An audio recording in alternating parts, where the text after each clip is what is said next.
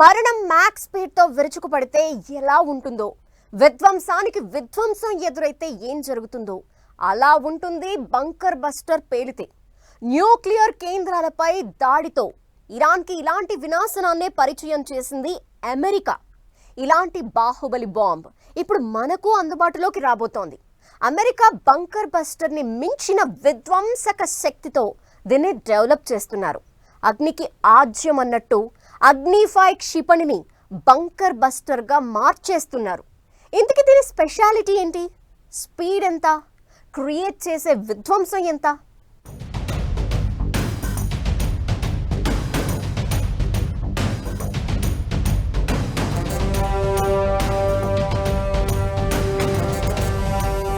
బాహుబలి బాంబును సిద్ధం చేస్తున్న భారత్. స్వదేశీ టెక్నాలజీతో బంకర్ బస్టర్ అభివృద్ధి. అగ్ని-5 క్షిపణిని బంకర్ బస్టర్ బాంబుగా మార్పు. మన బంకర్ బస్టర్ బాంబు ప్రత్యేకతలేంటి? స్పీడ్ ఎంత? క్రియేట్ చేసే విధ్వంసం ఎంత? అమెరికా బంకర్ బస్టర్ కు మించి వినాశనమా? ఇరాన్ ఇజ్రాయెల్ యుద్ధం గురించి చర్చకొచ్చిన ప్రతిసారి బంకర్ బస్టర్ బాంబు గురించి డిస్కషన్ వినిపిస్తుంది. ఇరాన్ అణ్వాయుధ స్థావరాలు, సైట్ల పేల్చివేతలో ఉపయోగించిన బంకర్ బస్టర్ బాంబులు మరోసారి ప్రపంచం దృష్టిని ఆకర్షించాయి. కొండల కింద భూగర్భంలో కొన్ని మీటర్ల లోతున పటిష్టమైన రాతి పొరల మధ్య ఏర్పాటు చేసిన అణ్వాయుధ కేంద్రాలను పేల్చేందుకు అమెరికా బంకర్ బస్టర్ బాంబులను ఇరాన్పై ప్రయోగించింది. జూన్ 22న అమెరికా GBU-57A మాసివ్ ఆర్డినెన్స్ పెనిట్రేట్లతో అటాక్ చేసింది. భూమి లోపలికి చొచ్చుకెళ్లి మరీ విధ్వంసం క్రియేట్ చేశాయి. ఫోర్దో, ఇస్ఫహాన్ న్యూక్లియర్ కేంద్రాల జాడ కూడా గుర్తుపట్టలేనంత విధ్వంసం క్రియేట్ చేశాయి. దీంతో బంకర్ బస్టర్ బాంబుల ప్రత్యేకత, సత్తా అన్ని దేశాలకు తెలిసొచ్చింది. ప్రపంచమే యుద్ధంలో చిక్కుకున్నట్లు పరిణామాలు కనిపిస్తున్న వేళ అన్ని దేశాలు సరికొత్త ఆయుధాలను సిద్ధం చేసుకుంటున్నాయి. ఈ విషయంలో భారత్ ఓ అడుగు ముందుకేసింది. సొంతంగా ఈ బాహుబలి బాంబును రెడీ చేస్తోంది. స్వదేశీ టెక్నాలజీతో బంకర్ బస్టర్ ను సిద్ధం చేయబోతోంది భారత్. అమెరికా బాంబులను మించిన విధ్వంసంలో వీటిని డిజైన్ చేస్తోంది. టార్గెట్ చేసిన ప్రాంతాలపై బంకర్ బస్టర్ బాంబులు వేయాలంటే అమెరికా B-2 బాంబర్ విమానాలను ఉపయోగిస్తోంది. అయితే భారత్ మాత్రం అడ్వాన్స్డ్ గా ముందుకెళ్లబోతోంది. క్షిపణి ద్వారా బాంబును ప్రయోగించేలా డిజైన్ చేస్తోంది. దీంతో బంకర్ బస్టర్ ను ప్రయోగించడం మరింత చౌకగా, ఈజీగా మారుతుంది.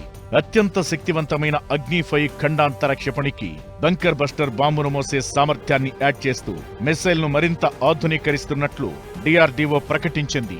ముందుగా 2 వేరియంట్లలో ఈ కొత్త మిసైల్ ను తయారు చేస్తారు. ఆకాశం నుంచి లక్ష్యం మీదకు జారవిడిచాక అది నేలలో ఏకంగా 100 మీటర్ల లోతు వరకు చొచ్చుకుపోయేలా డిజైన్ చేస్తున్నారు. Everything is fair in war అన్నట్లు తప్పదు అనుకుంటే శత్రు దేశాల భూగర్భ అణు కేంద్రాలను భూస్థాపితం చేయడంలో తప్పులేదని ఇరాన్ న్యూక్లియర్ కేంద్రాలపై అమెరికా దాడులతో అర్థమైంది. అసలే అణుబాంబులంటూ పదే పదే పాకిస్తాన్ ఓవర్ యాక్షన్ చేస్తున్న వేళ భారత్ కూడా ఈ విషయంలో అమెరికాను కావాలని ఫిక్స్ అయినట్టు కనిపిస్తోంది. మిసైల్ని వాడటం వల్ల, హైపర్సోనిక్ స్పీడ్లో ప్రయోగించడం వల్ల, 8 to 24 మ్యాక్స్ స్పీడ్లో ప్రయోగించడం వల్ల ఎనిమీ ఇంటర్సెప్షన్ కూడా అంత ఈజీ కాదు. తర్వాత ఇందులో ఒక అడ్వాంటేజ్ ఇంకోటి వస్తుంది. మనం చేయాలనుకున్నప్పుడు వెంటనే వెయిట్ చేయకుండా 14,000 కిలోమీటర్స్ అటువంటి ట్రావెల్ చేయాల్సిన అవసరం లేకుండా వెంటనే వాడే అవకాశం ఉంది. వీటినే షిప్ ప్లస్ ఎయిర్ వేరియంట్స్ కింద మార్చగలిగితే, ఎయిర్ వేరియంట్ కింద మార్చడానికి మనకు స్ట్రాటజిక్ బాంబర్స్ కావాలి. అటువంటి పరిస్థితి మనం తక్కువలో ఉన్నాం. షిప్లో మాత్రం దీనికి వేరియంట్ సృష్టించవచ్చు, nuclear as well as conventional war head తోటి. అగ్ని-5 క్షిపణి గరిష్టంగా 5,000 కిలోమీటర్ల దూరం వరకు ప్రయాణించి అత్యంత ఖచ్చితత్వంతో లక్ష్యాన్ని ఛేదిస్తుంది. దూరం కంటే కూడా అత్యంత బరువును మోయగలిగేలా కొత్త వేరియంట్లను సిద్ధం చేస్తున్నారు. ఫస్ట్ ఫేజ్ లో గరిష్టంగా 7,500 కేజీల బరువైన బంకర్ బస్టర్ బాంబును ఫిక్స్ చేస్తారు. పేలిపోవడానికి ముందు నేలలోకి గరిష్ట లోతులోకి చొచ్చుకునిపోయేలా కొత్త తరహా మెకానిజంతో దీన్ని సిద్ధం చేస్తున్నారు.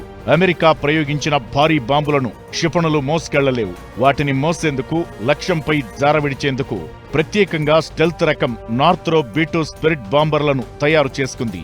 ఒక్కో స్పిరిట్ బాంబర్ విమానం ఖరీదు 1,000 కోట్లలో ఉంటుంది. ఇదంతా భారీ ఖర్చుతో కూడిన వ్యవహారం.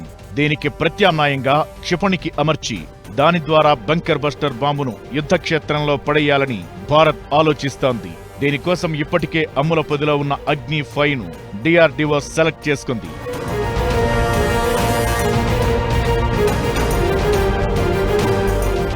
DRDO డెవలప్ చేయబోయే 2 వేరియంట్లలో ఒకటి భూతలం మీద లక్ష్యాలను ఛేదిస్తుంది. ఇది నేలలోకి చొచ్చుకుపోదు. కేవలం భవన నిర్మాణాల్లాంటి కట్టడాలను టార్గెట్ చేసుకుని నామరూపాలు లేకుండా పేల్చేస్తుంది. రెండో వేరియంట్ నేలలోకి చొచ్చుకెళ్లిన తరువాతే పేలుతుంది. 2 వేరియంట్లు గరిష్టంగా 8,000 కేజీల బాంబును మోసుకెళ్లేలా సిద్ధం చేయాలని భావిస్తున్నారు. భారత్ తయారు చేయబోయే ఆయుధం అమెరికా బంకర్ బస్టర్ కంటే ఎక్కువ విధ్వంసక శక్తి కలిగి ఉంటుంది. ఇది నేల లోపలికి 80 నుంచి 100 మీటర్ల మేర చొచ్చుకెళ్లి ఆ తరువాత బ్లాస్ట్ అవుతుంది. కాంక్రీట్ పొరల కింద ఉన్న శత్రు సైనిక కేంద్రాలను ధ్వంసం చేయగలిగేలా దీన్ని డిజైన్ చేస్తున్నారు. ఈ బాంబు అందుబాటులోకొస్తే ఇంతటి 1000 కేజీల బరువైన బంకర్ బస్టర్ బాంబులున్న దేశాల సరసన భారత్ నిలుస్తుంది. శత్రువుల కమాండ్ కంట్రోల్ సెంటర్లు, క్షిపణి నిల్వ కేంద్రాలు, సైనిక స్థావరాలపై ఈ బాంబులను ప్రయోగించనున్నారు. సరిహద్దుల్లో ఓవర్ యాక్షన్ చేస్తూ భారత్ మీద కుట్రలు చేస్తున్న పాక్, చైనాకు చెక్ పెట్టాలంటే ఇలాంటి బాంబులు చాలా అవసరం. ఇవి అందుబాటులోకొస్తే ఆ 2 దేశాలకు ఇక నిద్రలేని రాత్రులే. ఇరాన్ అణు కేంద్రాలపై అటాక్ చేసిన GBU-57 తరహాలోనే అంతకు మించి విధ్వంసంతో తక్కువ ఖర్చుతో బంకర్ బస్టర్ను సిద్ధం చేస్తోంది భారత్. ఇవి వేగం విషయంలో అమెరికా బంకర్ బస్టర్ వ్యవస్థలను పోలి ఉంటాయి. ఈ క్షిపణులు ధ్వని కన్నా 8 నుంచి 20 రెట్ల వేగాన్ని సాధించే అవకాశముంది. భూతల లక్ష్యాలను ఛేదించే వేరియంట్ మాక్ 8 వేగంతో, భూగర్భ లక్ష్యాలను ధ్వంసం చేసే వేరియంట్ మాక్ 20 వేగంతో ప్రయాణించేలా డిజైన్ చేస్తున్నారు. దీంతో ఇవి హైపర్సోనిక్ అస్త్రాల విభాగంలోకి వస్తాయి. అయితే పేలోడ్ సామర్థ్యం మాత్రం చాలా ఎక్కువ.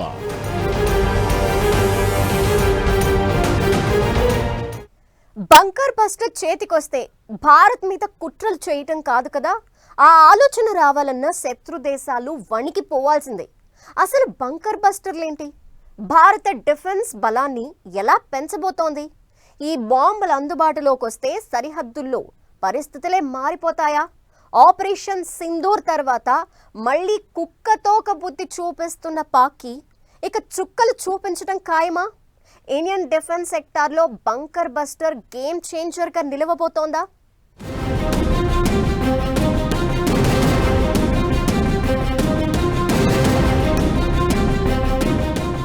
అసలేంటి బంకర్ బస్టర్?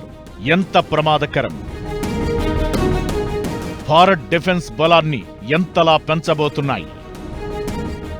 బంకర్ బస్టర్ చేతికి రాగానే భారత్ ఫస్ట్ టార్గెట్ ఏంటి?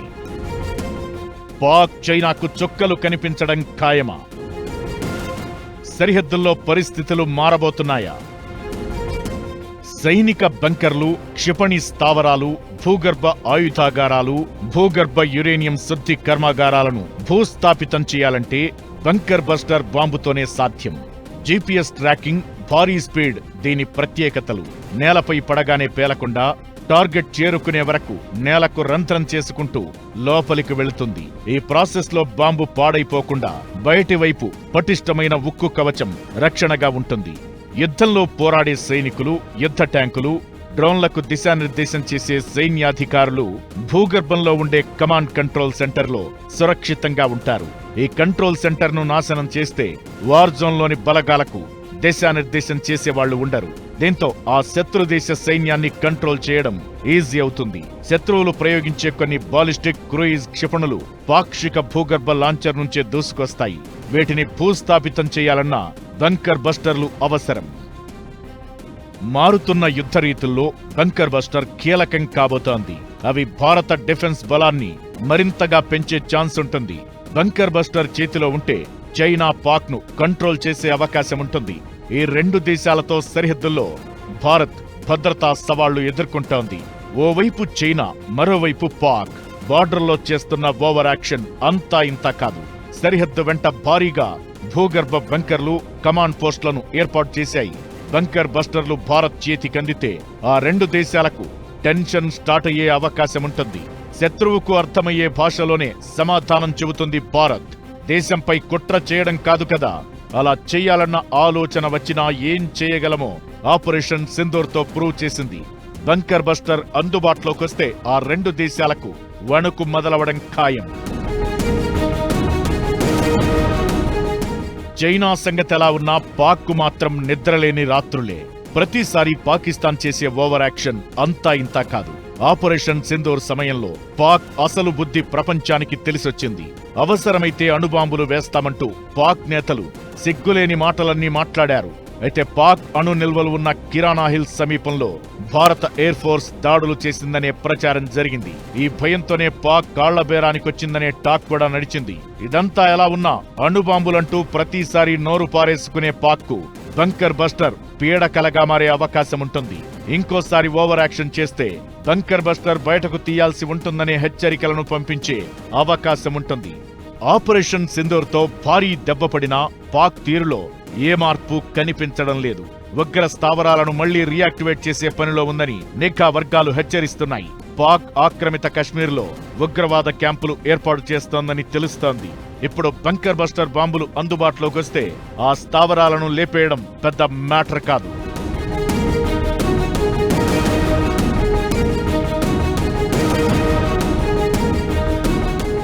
శత్రు దేశాలను కంట్రోల్ చేయడంతో పాటు బంకర్ బస్టర్ బాంబులతో మేక్ ఇన్ ఇండియా నినాదం మరింత స్ట్రాంగ్ గా వినిపించే అవకాశం ఉంటుంది. పాక్తో యుద్ధం తరువాత భారత్ నుంచి ఆయుధాలు కొనుగోలు చేయడానికి ప్రపంచ దేశాలు ఆసక్తి చూపిస్తున్నాయి. ఇప్పుడు అతి తక్కువ ఖర్చుతో శత్రువుకు చుక్కలు చూపించే బంకర్ బస్టర్ అందుబాటులోకొస్తే వీటి కొనుగోలుకు చాలా దేశాలు క్యూ కట్టే అవకాశం ఉంటుంది. భారత్ తయారు చేయబోయే బంకర్ బస్టర్ అమెరికా GBU-57 ను మించి పవర్ఫుల్ గా ఉండబోతోంది. ఇది అంతర్జాతీయ సైనిక సాంకేతికతలో భారత్ ను మరింత ముందు వరుసలో ఉంచుతుంది. ఈ ఆయుధాలను ఎగుమతి చేయడం ప్రారంభిస్తే అది ఆర్థికంగా భారత్కు లాభదాయకంగా ఉండడమే కాదు, రక్షణ మార్కెట్లో మన దేశ ఆధిపత్యాన్ని పెంచుతుంది.